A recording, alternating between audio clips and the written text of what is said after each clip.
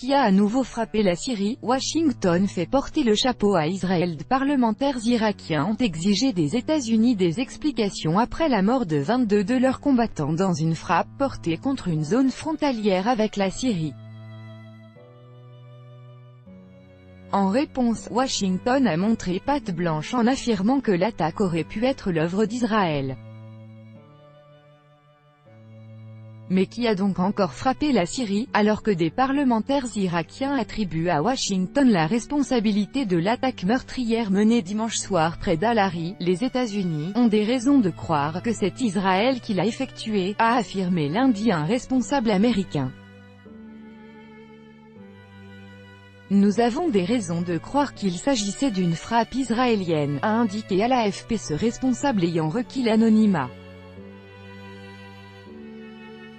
Les États-Unis ont démenti avoir bombardé à proximité de la frontière irakienne des positions des unités du HD al-Shaabi, supplétif crucial de l'armée irakienne dans sa lutte contre Daesh *.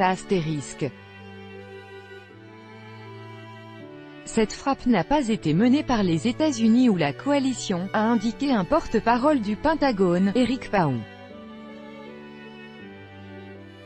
Or les unités du HD, un groupe paramilitaire financé par Téhéran, ont accusé les forces américaines d'avoir tué 22 de leurs combattants et en avoir blessé 12 autres dans ces raids frontaliers.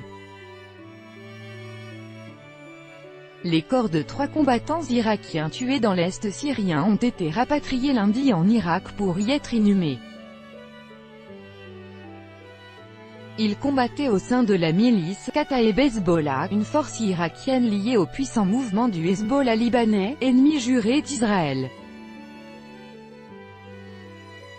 Dans la nuit de dimanche à lundi, l'agence officielle syrienne Sana a affirmé que des avions militaires de la coalition dirigés par les États-Unis ont bombardé des positions militaires syriennes dans la province de Deir ez-Zor, faisant plusieurs morts.